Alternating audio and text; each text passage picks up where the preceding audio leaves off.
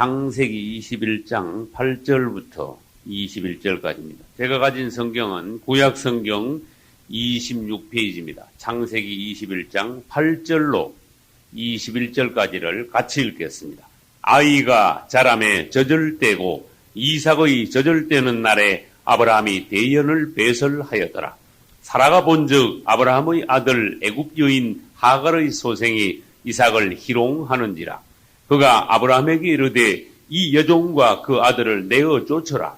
이 종의 아들은 내 아들 이삭과 함께 기업을 얻지 못하리라 하매 아브라함이 그 아들을 위하여 그 일이 깊이 근심되었더니 하나님이 아브라함에게 이르시되 내 아이나 내 여종을 위하여 근심치 말고 사라가 내게 이런 말을 다 들으라.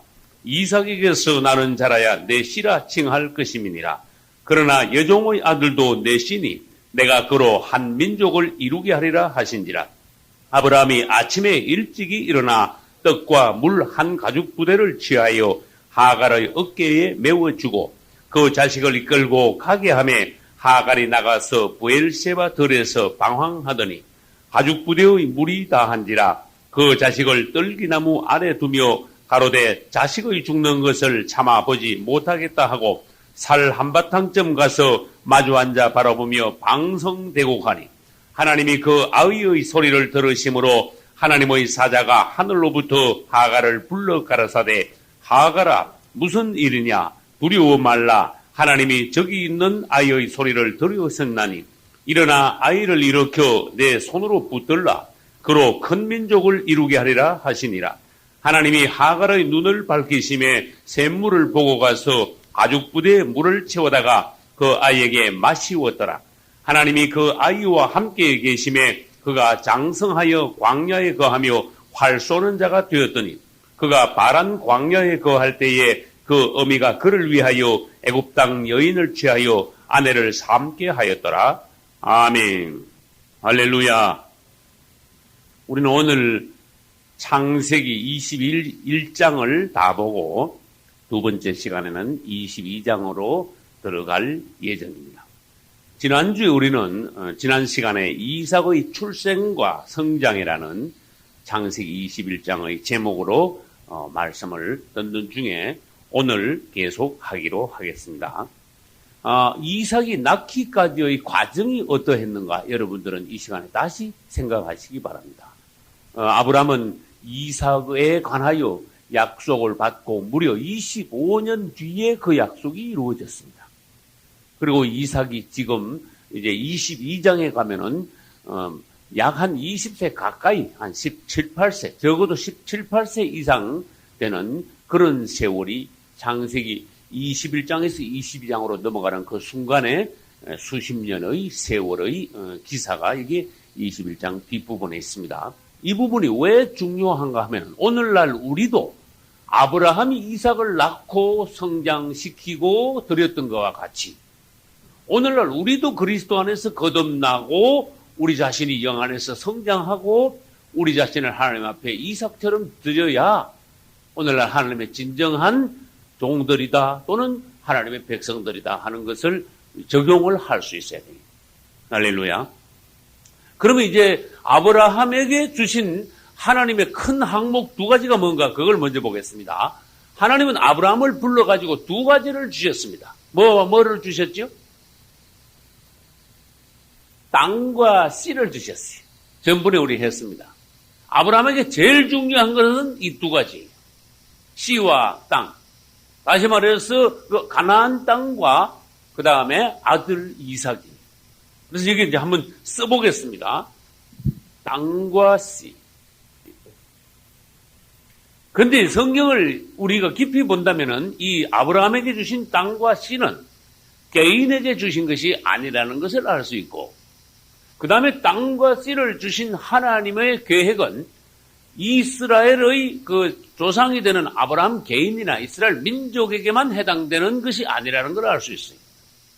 아브라함에게 땅과 씨를 주신 것은 이 안에 하나님의 원대한 기뻐하시는 계획, 성경 전체에 흐르는 하나님의 어떤 비밀, 하나님의 목적, 하나님의 갈망 이런 것이 이 안에 다 들어있다는 거예요. 그럼 왜 그런지 다시 제가 한번 설명해 보겠습니다. 창세기 1장 1절에는 태초에 하나님이 뭘 창조하셨죠? 천지를 창조하셨는데 천은 뭐고? 하늘이죠? 천은 하늘입니다. 그 다음에 뭘 창조하셨어요? 천지를 창조하셨어요. 지가 이게 뭐죠? 땅입니다. 그러면 하나님의 땅을 창조하셨습니다. 왜 하늘만 창조하시지 않고 땅도 창조하셨을까? 이거를 우리가 이제 하나님의 계획은 뭔데 땅을 창조하셨는가? 이게 하나님의 계획으로 들어가야 돼요. 그러면 우리는 창세기 1장 1절 할 때 배웠습니다. 하늘을 먼저 창조했습니까? 땅을 먼저 창조했습니까? 하늘을 먼저 창조하셨죠? 그래서 지천을 창조하신 게 아니고 천지를 창조. 그래서 그때 뭘 배웠는가 하면은 하늘을 먼저 창조하신 것은 그 다음에 창조한 것을 위하여 앞에 것을 먼저 예배하신 하나님이시다는 것을 알 수가 있어요. 또 다른 뜻도 있겠지만은 하늘이 창조되고 땅이 창조되었으므로 하늘에서부터 뭔가 내려오는 것으로 인하여 땅이 존재할 수 있다는 거예요. 그러면 다시 한번 복습식으로 한번 해봅시다. 하늘에서는 뭐가 내려오는가 하면 비가 내려옵니다. 물입니다. 그 다음에 하늘로부터 공기가 내려옵니다. 그 다음에 하늘로부터 뭐가 내려오죠? 한 가지 더 있어요. 햇빛이 내려옵니다. 물, 공기, 햇빛 이 세 가지로 인하여 땅은 존재가 할 수 있어요. 이 하늘로부터 내려오는 이 세 가지가 없다면은 땅은 전혀 가치 없는 땅, 죽은 땅, 암흑의 땅, 쓸모없는 땅, 만들어지나마나 한 땅이 되고 말 것이. 우리 자신도 마찬가지. 우리가 하나님이 땅을 지으셨듯이 우리 자신을 지었습니다. 하나님으로부터 이 세 가지가 오지 않으면은 우리는 헛거예요. 이제 하나님께서는 땅을 지으시고 난 뒤에 그 다음에 땅에다가 6일 동안 창조를 이제 세부적으로 시작하시는데 6일 동안에 결국 뭘 지으셨는가 하면 동식물과 마지막으로 사람을 지으셨어요. 그럼 하늘은 땅을 위하여 있고 땅에 있는 모든 것은 결국 제일 마지막으로 지어진 게 뭐지요? 땅에서 6일째 사람을 지으셨죠. 사람을 제일 마지막에 지은 게 왜 중요하냐? 앞에 거를 준비해놓고 사람을 지어야지. 사람을 먼저 지어놓으면 사람이 먹고 살 게 없고 말하자면 살 수가 없는 상태예요. 그러니까 마지막에 지은 사람을 위하여 앞에 것이 있구나. 이 땅의 모든 것이. 말하자면은 총각이 장가를 가는데 그냥 홀몸 맨몸뚱으로 그냥 가는 게 아니고 신부를 위하여 다 준비해놓고 신부가 몸만 오면 되게 그냥 오면 되게 완벽하게 준비해놓은 총각처럼 우리 신랑 예수님은 그분의 신부를 위하여 완벽하게 준비를 해놓고 그 신부를 창조하셨어요. 데리고 오셨어요. 그럼 다시 합니다. 하늘은 땅을 위하여 지음받았고 존재하고 땅은 사람을 위하여 있고 사람은 다시 되돌아가야 돼요. 하나님을 위하여서 지음받았다. 할렐루야. 그러면 이제 여기에서 땅을 지었는데 여기 땅에서 세분하고 나니까 뭐가 나왔다 그랬죠? 사람이 나왔다 그랬죠.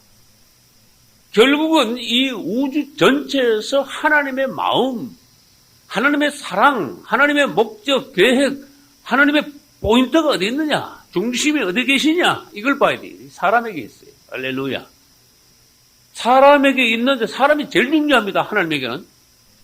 사람이 제일 중요한데 사람이 존재하려니까 땅을 짓지 않으면 안 되기 때문에 땅을 먼저 지으신 거예요. 그래서 여기서 이제 땅과 사람이 나왔습니다. 땅과 사람은 씨입니다. 땅과 씨. 그래서 이걸 두 단어를 우리는 생각해 봐야 돼요. 이 사람을 지으시고 난 뒤에 창세기 1장 27절 보면은 사람에게 하나님께서 축복을 하십니다. 생육하고 번성하라. 할렐루야. 땅에 충만하고 그 다음에 땅에 있는 모든 것들을 다스리라. 그렇게 하셨어요. 그러면 거기서 우리는 하나님의 마음을 알아야 됩니다. 사람이 하나님의 목적대로 하면 땅에 충만해야 됩니다. 그리고 난 뒤에 이 땅을 사람이 장악하여 정복하여 이 땅을 다스려야 됩니다. 다른 말로 통치를 해줘야 됩니다. 그럼 어떤 사람 말로 사람이 통치 안 하고 짐승이 이 땅을 통치합니까? 이래 물을 수도 있겠지만 사람은 지금 현재 이 땅을 통치하지 못하고 있어요. 사단에게 빼앗겼어요. 우린 창세기 3장 이후에 보면은 사단이 어떻게 뱀을 통하여 들어와서 사람을 유혹하여 죄에 떨어뜨려 사단의 계획대로 사람이 그냥 넘어가 버리므로 하나님께서 축복하신 이 땅을 정복하고 다스리는데 실패했는가? 우리는 그 창세기 3장 이후에 볼 수 있어요. 마귀가 시킨 대로 했으니까 사람은 마귀 종 된 거예요. 맞죠? 마귀가 자꾸 좋아하는 대로 마귀가 시킨 대로 하면 마귀 종 되는 거고, 사단이 여러분에게 와서 생각을 통하여 다른 사람을 통하여 어떤 방법이든지 여러분을 유혹하고 죄짓게 할 때 여러분은 노 할 수 있어야 여러분은 마귀 종이 아니에요. 육체에 있는 사람들은 육성을 가지고 육성을 따라가기 때문에 육성 안에서 역사하는 사단의 어떤 유혹에 넘어가게 되어 있습니다. 육성은 뭡니까? 마귀는 어디 있습니까? 육체 안에 존재합니다. 육성 안에 마귀가 있습니다. 육성 자체가 마귀의 본성입니다. 이 자체를 우리는 알아야 됩니다. 그분은 우리 영 안에 계십니다. 그래서 육체의 어떤 소욕은 제어해야 된다고 성경은 말씀하고 계십니다. 그래서 이 마귀가 창세기 3장에 뱀을 입고 나타나가지고 사람을 유혹하여 죄 짓게 하여 사람은 이 땅을 정복하고 다스리기는커녕 마귀한테 그냥 굴복하고 마귀 종이 되어버렸어요. 선악과를 따먹는 순간 사람은 어떻게 됐습니까? 사단의 생명이 사람 안에 들어오고 말았습니다. 그럼 반대로 선악과 반대가 뭐죠? 생명나무를 사람이 먹었으면 어떻게 됐을까? 그때 하나님이 먼저 우리 안에 하나님의 생명이 사람 안에 들어왔었어요. 그럼 다시 말합니다. 에덴 동산 중앙에 중요한 나무 두 개, 생명나무와 선악과가 있는데 선악과를 먼저 먹으면 생명나무를 못 먹게 되고 생명나무를 먼저 먹으면 선악과를 못 먹게 돼요. 이걸 하셔야 돼요. 다시 말해서 우리가 그리스도에게 시집 가든지 마귀 사단에게 시집 가든지 사람은 둘 중에 하나예요. 그리스도에게 속하든지 마귀에게 속하든지 사람은 둘 중에 하나야. 그래서 그때 사람들은 선악과를 먹었기 때문에 그 다음에 생명나무 과실을 못 먹어요. 그래서 못 먹게 하기 위하여 하나님이 어떻게 했죠? 화영금과 그 다음에 뭘로 지키겠어요? 천사들을 시켜가지고요 불칼을 들고 생명나무 앞에 지키고 사람은 그 대신 쫓아내버려요. 그럼 이게 어떻게 된 겁니까? 사람은 실패했어요. 사람은 땅을 정복하거나 다스리지 못했어요. 땅도 사람이 마귀의 종이 됐으니까 땅은 뭐 말할 것도 없어. 사람이 범죄하니까 하나님 뭐라 하시는가 하면 땅도 저주를 받아 때려놨습니다. 하나님이 축복하시는 땅, 하나님의 원래 계획은 뭡니까? 하나님의 형상을 닮은 사람이 이 땅에 충만하여 이 땅을 다스린다. 그 말은 뭔가 하면 사람이 하나님을 대신하여 하나님을 대행하여 하나님 대신 하나님의 나라를 왕국을 이 땅에 세운다는 것이 하나님의 형상을 닮은 사람들이 이 땅에 충만하여 하나님의 뜻대로 이 땅을 세운다면은 하나님의 뜻이 이 땅에 이루어지는데 웬걸 마귀한테 굴복했으니까 사람도 마귀한테 넘어가고 땅도 마귀한테 뺏기고 웬걸 사람이 마귀 종 됐으니까 땅은 말할 것도 없죠. 자기 자신도 벌써 마귀 종 돼가지고 마귀한테 끌려서 지옥을 가고 있는데 땅이 무슨 소용이 있어요. 그래서 하나님의 처음부터 계획하신 하나님의 뜻이 창세기 3장에서 망가져 버렸어요. 마귀가 승리하는 것 같아요. 그런데 창세기 4장부터 시작해서 계시록 21장 2장까지는 무슨 역사냐?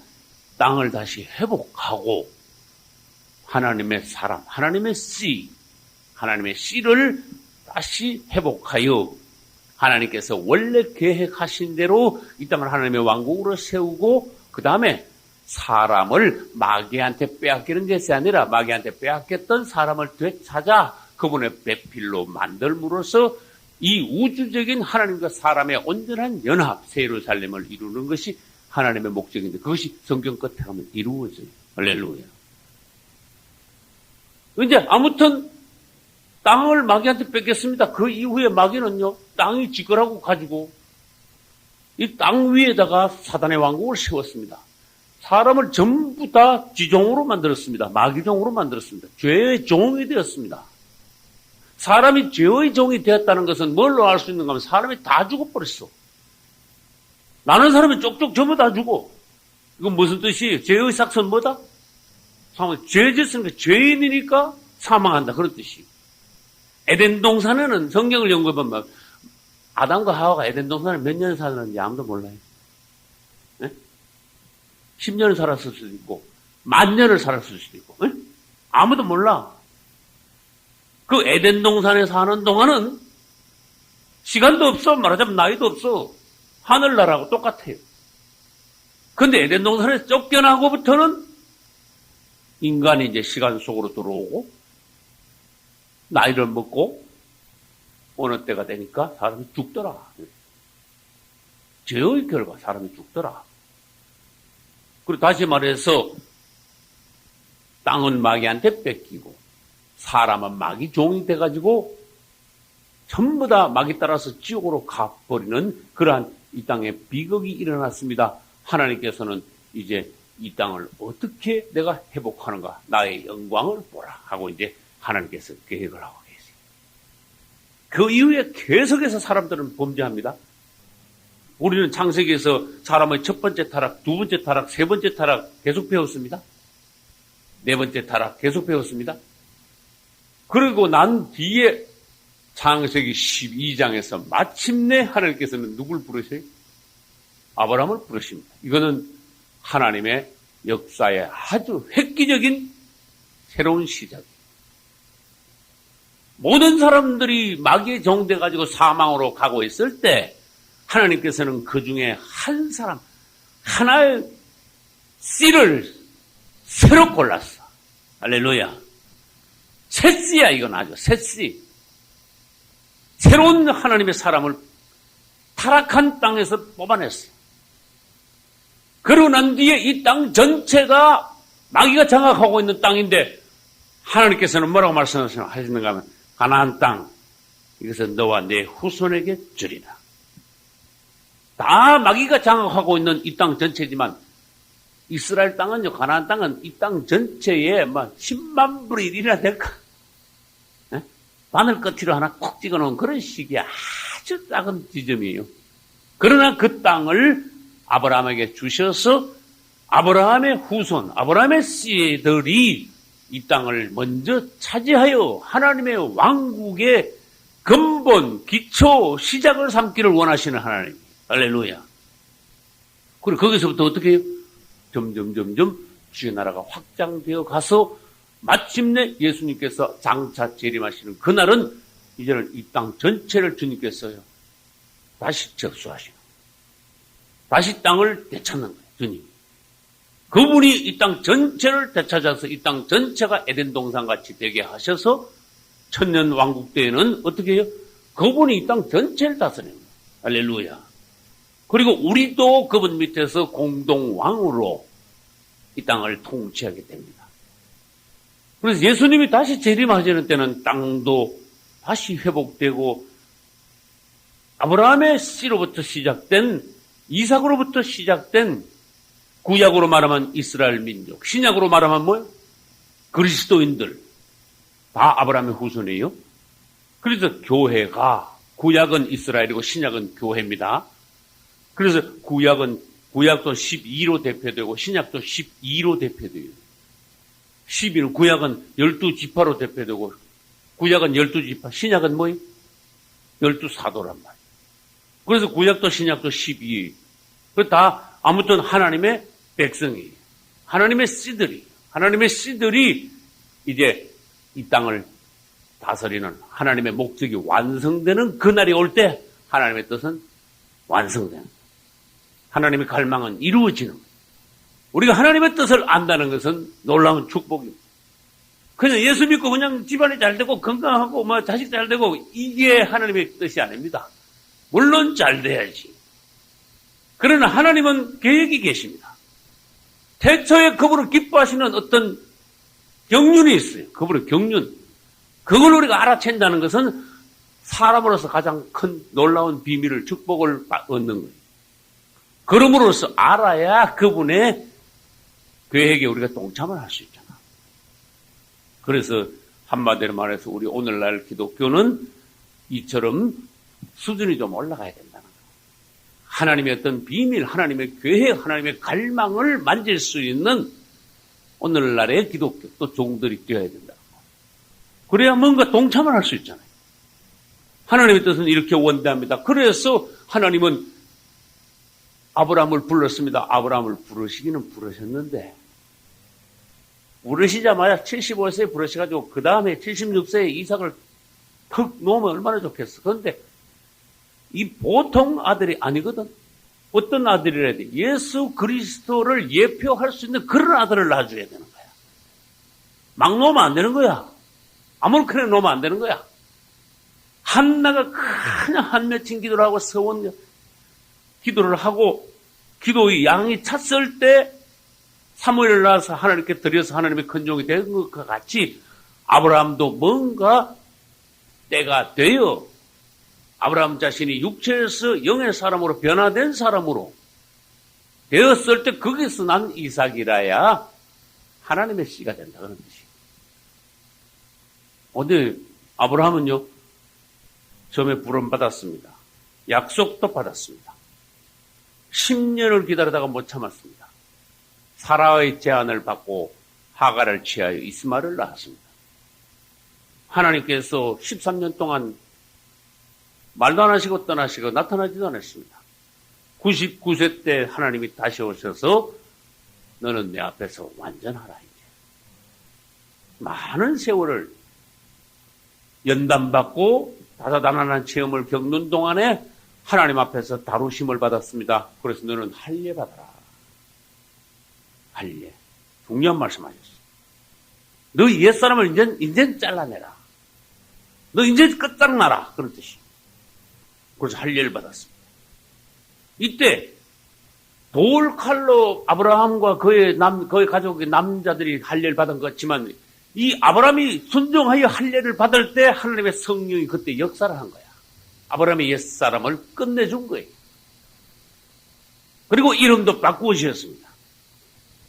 내년 이맘때에 내 아내 사라가 아들을 낳았다. 이삭이라 하라. 할렐루야. 그 이삭이 진짜 하나님의 아들이요? 예수 그리스도의 예표요? 하나님이 인정하시는 아브라함의 후사요. 할렐루야.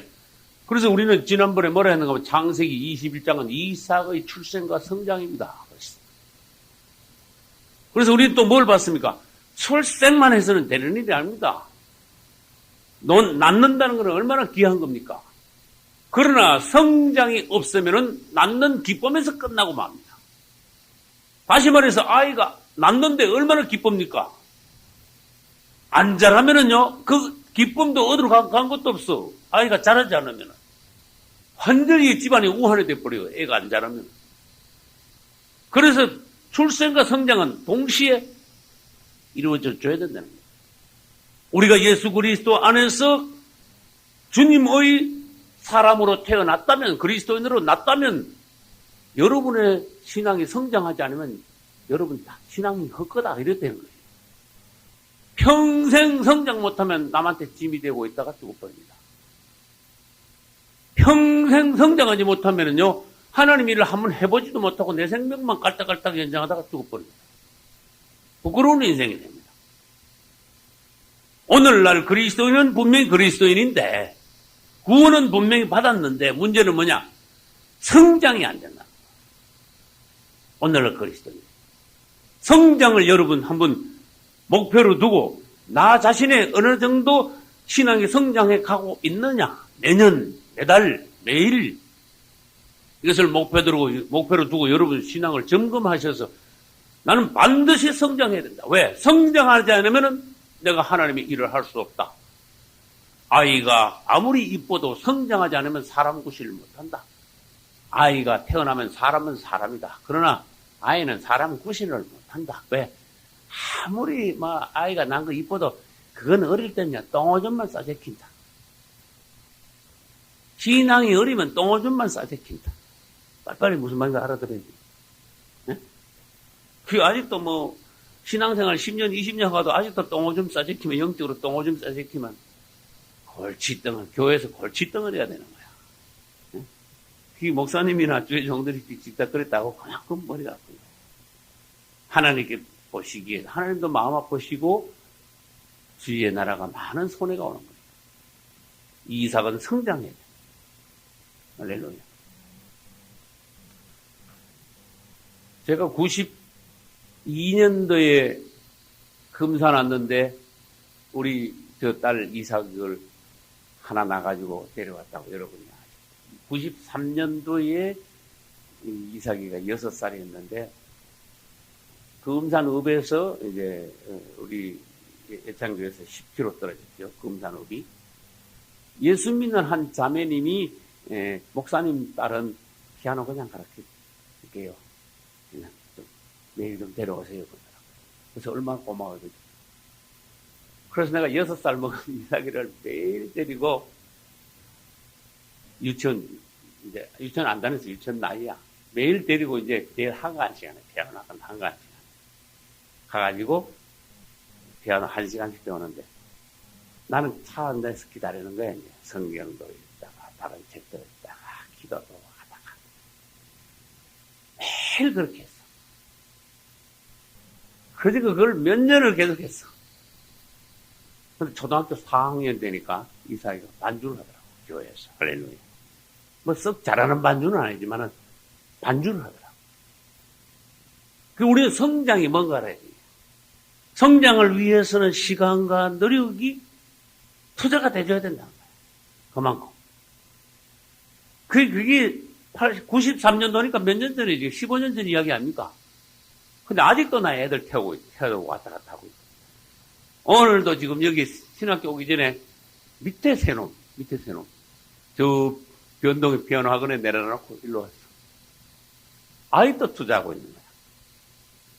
그래서 이게 작은 실례지만은 예지만은 뭔가 성장을 위하여서 투자를 하고 노력을 들이고 시간을 바치고 그럼으로써 그리스도인들이나 아이들이 성장한 이후에 이 모든 것이 성장의 결과가 주님을 위하여서 쓰임받을 수 있는 그런 우리 사람들이 되어야 된다.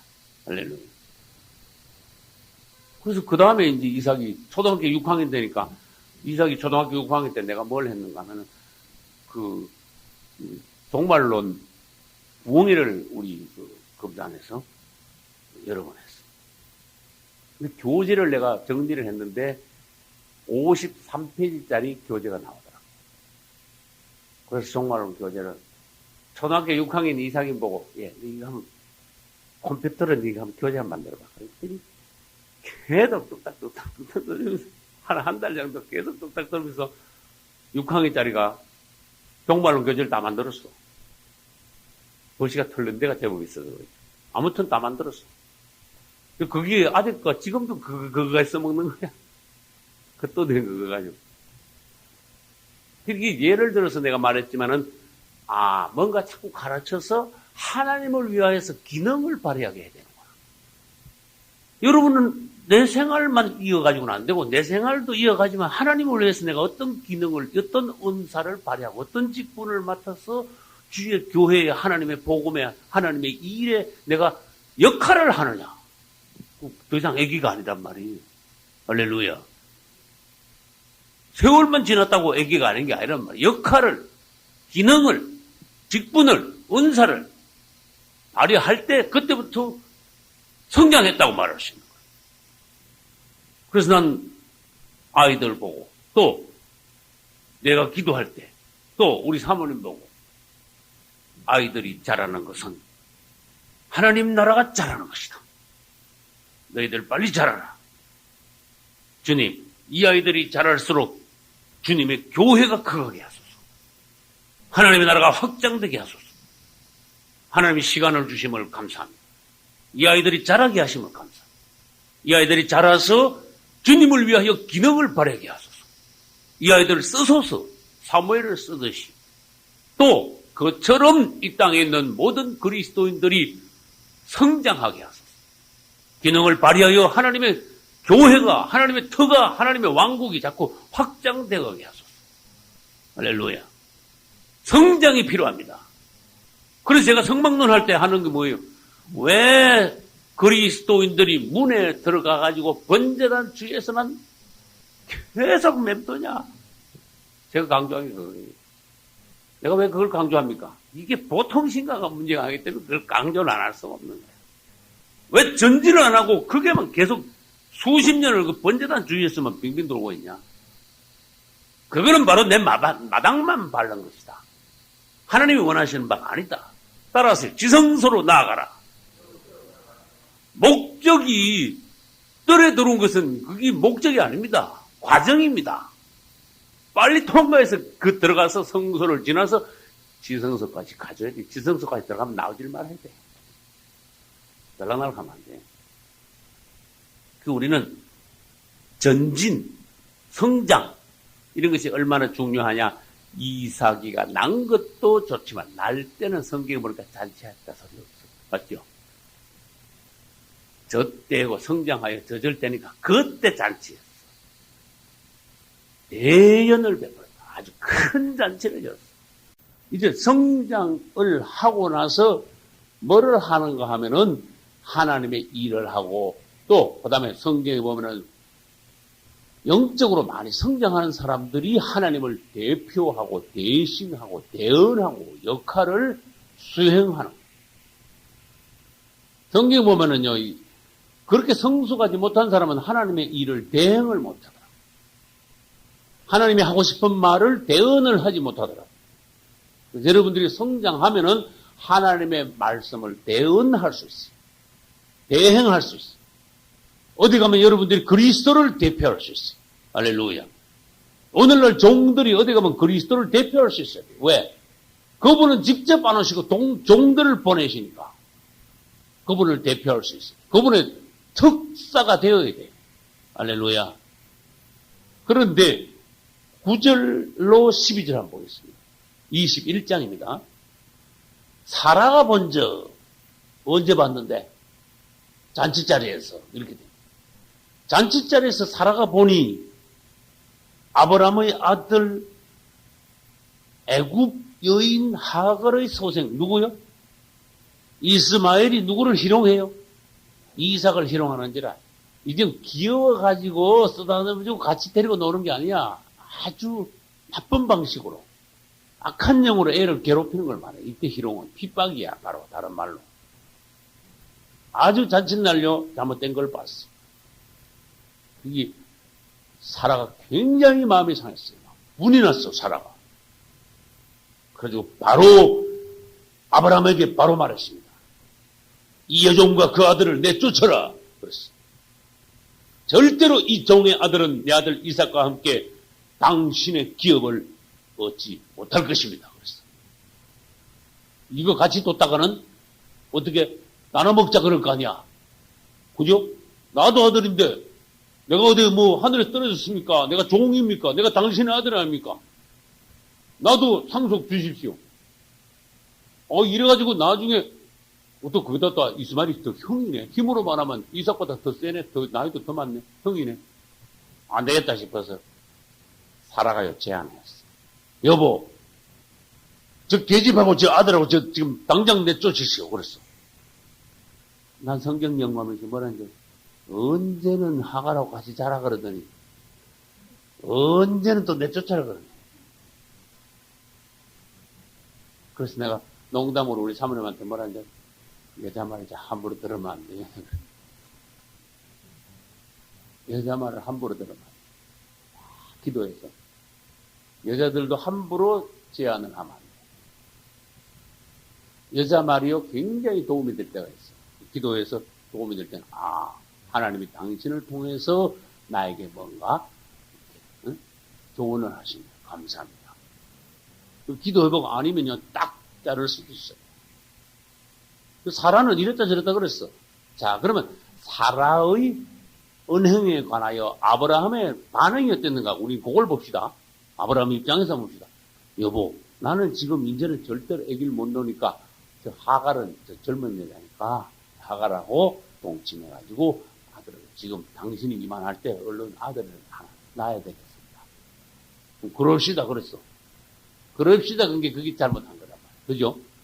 그러면 그럽시다 할 때도 잘못했어요. 그 다음에 나중에 가가지고 이삭이 핍박을 받는 거 보고 사라가 쫓아내시오 그랬어요. 그러면 그때도 그럽시다 했어야 될 거 아니야. 근데 그때는 그럽시다가 못했어.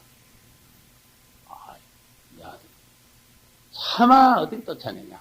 또 그래 버렸어. 이게 아브라함은 앞에도 틀렸고 뒤에도 틀렸습니다. 여러분, 하갈이 나기 전에는 영적인 법칙을 잘 알아야 돼요. 하갈이 나기 전에는 아무것도 없었어요.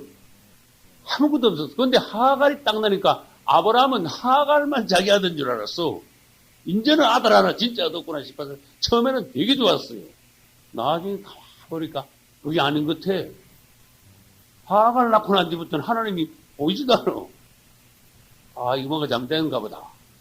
눈치가 약간 세월이 안만 지나도 하나님이 하갈 통해서 이스마엘 낳고부터는 하나님이 안 보여. 아, 이거 잘못됐다. 웬걸 13년 있다가 오신 하나님이 너 내 앞에서 완전해야 돼 이제 그러셨지요. 그러다가 100세에 이삭을 낳았습니다. 그러면 이스마엘은 잘못된 아들이고 이삭이 하나님께서 축복하시는 원래의 아들입니다. 그럼 우리는 뭘 알아야 되는가 하면 이삭이 낳기 전에는 이스마엘이 아들이지만 이삭이 나면은 이스마엘은 공존할 수 없다는 거. 이걸 다시 말해서 이스마엘은 뭐냐? 내가 낳은 거야. 육으로 낳은 거야. 맞죠? 하나님께서도 언제 넣으라 그랬어? 내 마음대로 한 거야. 우리 세상에 그런 일이 얼마든지 있을 수 있어요. 신앙생활 하는 동안. 하나님께 너 기도해보고 했냐? 주님께서 명령하신 대로 했냐? 아니랬냐? 네 마음대로 육으로 한 거 아니냐? 그러나 하나님 뜻대로 하나님이 축복하시는데도 이삭이 났을 때는 네가 낳았던 거, 네 마음대로 낳은 거는 할 수 없이 너는 이제는 버려야 돼. 이 두 개 다 잡고 있으면 너는 아무것도 안 돼. 왜? 나중에 둘 다 아들이라고 그러면 너 일 보통 시끄러운 게 아니야. 아주 어려운 일이 생겨요. 그래서 사라가요, 말은 잘한 거야, 사실은. 저 여종하고 저 이스마엘하고 내쫓으시오. 말 잘한 거야. 근데 아브라함은 차마 못 쫓았지요. 그러니까 그때 하나님이 기입하시는 수밖에 없어. 꿈에 나타나서 아브라함아, 사람 말대로 해라. 그랬어요. 그 아브라함도 할 수 없이 그 다음날 일어나가지고 둘을 그냥 물하고 그냥 뭐 떡 조금 하고 막 이렇게 물 한 자루 해가지고 나가라 해가 쫓아보는 거예요. 근데 하나님도 참 좋으신 하나님이죠. 이스마엘을 안 죽이셨어. 이스마엘이 죽기 직전에 일부러 사막에서 샘을 터뜨려가지고 이스마엘을 살리셨어. 아무리 잘못 낳은 아들이라고 해서 그 아들을 저주하지는 않는다. 일부러 죽게 하지는 않으신다. 하나님이 다 사랑하신다. 그런 뜻이에요. 인생을. 그래서 우리는 하나님의 사랑이 어떤 것인가. 그 다음에 이스마엘이 쫓겨났는데 나는 지금 쫓아낼 거 없냐? 이스마엘이 낳았으면은 이삭을 그 다음에 빨리 낳도록 해야 돼요. 이삭이 낳고 난 뒤에 이스마엘을 쫓아내야 돼요. 아니, 이삭 낳기 전에 이스마엘 쫓아내도 안 된다는 건 아닙니다. 그러나 이삭이 낳고 난 뒤에도 쫓아내기 힘든 거를 낳기 전에 어떻게 쫓아내기가 쉽겠어요? 그거 그냥 아들이라고 좋다고 붙잡고 있는데. 그래서 우리는 하나님 앞에서 내려놓는 걸 배워요. 지금요, 결론부터 말씀드릴 거예요. 이스마엘을 내려놓는 건 아무것도 아니야. 나중에 누구도 내려놔야 돼? 이삭도 내려놔야 돼. 이게 어떤 공과냐? 어떤 하나님 앞에서 시험이냐? 테스트냐? 훈련이냐? 에? 어떤 체험이냐? 이런 걸 우리는 봐야 돼. 우리에게 이스마엘이 있는 것을 먼저 처리해야 된다. 그러기 전에는 우리가 정말 하나님의 사람이 될 수가 없다. 우리 거를 가지고 있으니까. 그래서 이제 이삭이 조롱하는 것을 보고 이스마엘을 쫓아내기로 작정하고 하나님의 말씀을 따라서 사실은 이제 쫓아냈어요. 그래서 영적으로 한번 풀어보겠습니다. 하갈과 이스마엘은 영적으로 말하면 뭔가 하면은 이스마엘은 영적으로 말하면 율법. 그 다음에 사라와 이삭은 율법과 반대되는 거 뭘까요? 은혜. 이 율법 안에서 나온 거야. 육적으로 나온 거야. 율법 옆에다 육이라고 쓰세요. 사라와 이삭은 은혜를 상징하면서 또 육의 반대 뭐예요? 영이야. 영 안에서 낳은 아들. 이게 두 개가 율법과 은혜는 공존할 수가 없습니다. 구약이 율법 시대입니다. 신약은 은혜 시대입니다. 이 율법 시대와 은혜 시대가 동시에 올 수는 없습니다. 율법 시대가 끝나면은 은혜 시대가 이제 시작이 됩니다. 은혜 시대에 왔는데도 율법을 아직도 적용한다면은 그건 완전히 그 율법주의자 구원받을 수 없게 되는 거예요. 그래서 예수 그리스도를 믿음으로써 구원받는다고 할 때 율법주의자들은 뭐라 그랬죠? 초대교회 시대 때. 아니야. 모세가 시킨 대로 할례받아야 구원받을 수 있어. 은혜 시대 때 율법을 적용한 거야. 틀린 거예요. 은혜 시대가 오면은 율법은 어떻게 된다? 쫓아내야 된다. 이런 뜻이에요. 율법은 이제 버려야 된다. 왜? 율법을 지키지 말라는 게 아니고 그걸로 구원받으려고 그러면 틀린다. 하나님의 말씀, 부모를 공경하라, 살인하지 말라, 간음하지 말라, 도둑질하지 말라, 거짓하지 말라. 그거 안 지키란 말이 아니에요. 하나님의 말씀을 지키되 그것이 구원의 방법이라고 적용해서는 큰일 난다 그런 뜻이에요. 그러면 십자가는 무색해야 된다. 예수 그리스도께서 왜 오셨냐 그런 뜻이에요. 그래서 우리 이스마엘을 버린다는 것은 뭔가 하면은 율법 시대가 끝나고 은혜 시대가 왔을 때 율법을 온전히 우리가 내려놓을 수 있어야 된다. 버릴 수 있어야 된다. 할렐루야. 만약에 여러분에게 은혜가 오지 않는다면은 여러분이 성령을 온전히 받지 못하고 성령 안에서 영 안에서 여러분들이 생활하는 그리스도인이 못 된다면은 여러분은 할 수 없이 율법 안에 있어요. 여러분이 갖고 있는 거는 이스마엘이야. 지금 갖고 있는 거. 그래서 율법에서 은혜가 오고 그다음에 율법을 완전히 내려놓을 수 있는 너무 추상적인 말 같지만은 율법 안에서 여러분들이 어떤 구원의 길을 가려고 신앙생활을 하려고 하는 그런 사고방식에서 벗어나야 된다. 그런 뜻이에요. 은혜로 성령 안에서 하는 것을 여러분들이 연습하셔야 돼요. 그래서 기도 제목이 그겁니다. 이 말씀을 일단 들었으니까 좀 추상적이고 어려운 것 같기는 하지만 주님, 내가 아직도 내려놓거나 버리지 못한 이스마엘이 내 안에, 내 주위에 없습니까? 이런 게 기도 제목이에요. 할렐루야. 아브라함은 하나님의 말씀대로 잘했어요. 내보내서 내쫓았어요. 그래서 성경에는요, 하갈과 이스마엘이 율법을 예표하지만 모세도 율법을 예표합니다. 그건 요한복음 1장 17절에서요. 율법은 누구로 말미암아 주신 것이요? 요한복음 1장 17절. 율법은 모세로 말미암아 주신 것이요. 은혜와 진리는 예수 그리스도로 말미암아 온 것이야. 할렐루야. 그리고 율법하면 모세가 율법을 택해. 그래서 우리는 모세가 하갈과 이스마엘이 쫓겨나고 사라가 그 자리를 대체해야 되듯이 어느 날인가 모세는 이제는 퇴장하고 모세 자리에 누가 등장해야 돼요? 모세의 후계자가 누굽니까? 성경에서 여호수아지요. 그래서 모세는 퇴장하고 그 자리에 여호수아가 등장해야 되듯이 그거하고 똑같은 법칙이 뭡니까? 하갈과 이스마엘을 쫓아내고 이삭이 그 자리를 대체해야 된다. 그것은 율법을 우리는 이제는 율법 시대가 아닙니다. 율법으로 구원받으려면 어림도 없습니다. 내 안에서 율법적인 요소가 율법적인 사상이 내 사상 안에 없느냐. 이렇게 보면요. 설교도 율법 설교가 굉장히 많아요. 한국 기독교에. 율법 설교는 아주 초신자한테만 조금 하고 끝내야 돼. 율법을 계속 율법 가지고 계속 얘기하면 은연중에 그 그리스도인들이, 교인들이 은연중에 율법주의에 빠져버려. 그리고 율법은 안 하면 안 됩니다. 초보 때, 아주 초보 때. 예수님을 알기 전에. 그래서 율법을 다른 말로 그래서 몽학선생님. 그래서 예수 그리스도의 은혜가 올 때 몽학선생님은 이제 도련님 따라다닐 필요가 없다. 여러분이 은혜의 사람이 되시기를 예수 이름으로 축원합니다. 질문합니다. 이스마엘은 직업이 뭡니까? 직업. 네? 뭐예요? 뭐 하느냐?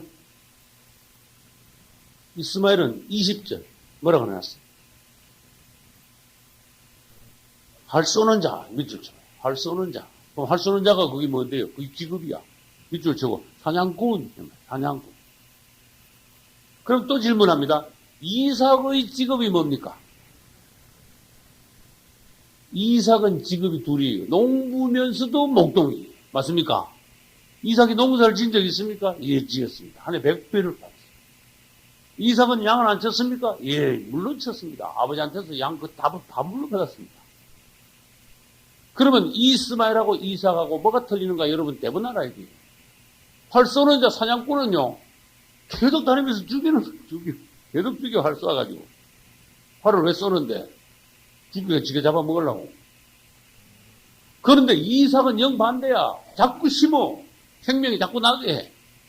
목초 계속 길러. 양을. 소를, 염소를. 그래서 이삭은 생명을 키우고 성장시키는 그러한 직업이고 이스마엘은 자꾸 죽이는 직업이다. 우리도 이것을 보고 배워야 된다는 것입니다. 오늘날 우리가 살리는 일에 힘써요. 할렐루야. 살리는 일.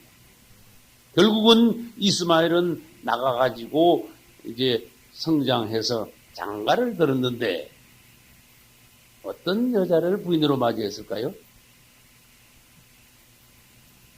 애굽 여자하고 결혼했어요. 이게 이스마엘의 불행이야. 그리 자기 어머니가 어디 여자예요? 애굽 여자죠. 그러니까 어머니 영향을 받은 거야. 자기 부인도 애굽 여자를 데려온 거야. 그래서 애굽은 예표론을 하면 애굽은 오늘날 뭘 예표한다? 세상을 예표해. 완전히 세상으로 내려가야 세상과 그냥 하나가 돼버렸다. 그런 뜻이에요. 결혼이라는 것은 둘이 완전한 하나가 된다는 것을 의미합니다. 그래서 이삭은 애굽 여자와 절대로 결혼해서는 안 됩니다. 그래서 이삭은 애굽 여자와 결혼 안 하고 리버가라는 자기의 동족을 데려왔어요. 자기의 인척을 데려왔어요. 그래서 이삭은 축복이. 할렐루야. 그러나 이스마엘도 하나님이 버리지 않고 한 민족을 이루어 오늘까지 이스마엘이 그 후손들이 유지되고 있다. 그것은 하나님의 은혜다. 그러나 이삭의 후손들을 공격하고 오늘날까지도 괴롭히는 것은 뭐예요? 이스마엘 후손들의 불행이. 공격하면 안 돼. 제가 종말론 할 때 그런 말 한 적이 있어요. 이스라엘을 건드리지 않는 게 좋다. 한번 생각해 봐요. 이스라엘 민족은 하나님이요 아주 택한 민족이야. 아브라함에게 아주 약속하셨어. 이스라엘이 아무리 잘못해도 하나님의 약속은 변할 수가 없어. 너가 내 후손이 하늘의 별같이 땅에 바다에 모래같이 많게 하고 내가 내 후손들을 통하여서 하나님의 뜻을 이룬다 그러셨어. 아브라함의 후손 내려가가지고 다윗의 후손 내려가가지고 그것은 누가 나왔어요? 예수님이 나오셨어요. 이스라엘이 아무리 잘못해도 하나님은 이스라엘을 징계는 할 수 있지만은 버리거나 저주하실 수가 없어요. 할렐루야. 근데 이스라엘을 건드리는, 뭣도 모르고 이스라엘을 건드리는 사람들이 많아. 이게 이스마엘의 후손, 에서의 후손, 이런 사람들이 지금 오늘날 아랍인들인데, 희한해. 아주 본능적으로 아주 이스라엘을 저주하는 거야. 아주 그냥, 이게 사람의 생각이 정신에서 나오는 게 아니거든. 혼에서 나오는 게. 본능적으로 이스라엘을 저주해. 미워해. 이게 불행한 거예요. 앞으로도 이스라엘과 대적하는 나라는 좋지 못한다. 그거 무슨 말이냐? 하나님의 백성을 건드리지 마라. 그런 뜻입니다. 오늘날 구원받은 그리스도인들을 건드리는 것은 구약으로 말하면 이스라엘을 건드리는 것과 같다. 그런 뜻입니다. 우리는 하나님의 축복받은 하나님의 백성들입니다. 할렐루야. 그러면 이제 그 뒤에 다시 보겠습니다. 22절부터 보면은 그 뒤에 아비멜렉과 그 군대 장관 디골이 아브라함에게 말하여 사람들이 뭘 받는가 하면 안 믿는 사람들이 하나님을 모르는 사람들이 뭘 받는가 하면 하나님이 너와 함께 계실 거다. 안 믿는 사람들도 봐도 아브라함이 하나님이 함께 계시는 게 보였어. 오늘날 이건 뭡니까? 그리스도인들이 경건한 생활을 하고 정말 신앙생활을 잘할 때 안 믿는 사람들이 봐도 예수 믿는 사람들이 다르구나. 바라는 것도 다르고 처신도 다르구나. 할렐루야. 그래가지고 함부로 대하지를 못해. 말하자면 그 안에 마음 안에 두려운 게 있어. 저 사람들은 하나님하고 같이 하시는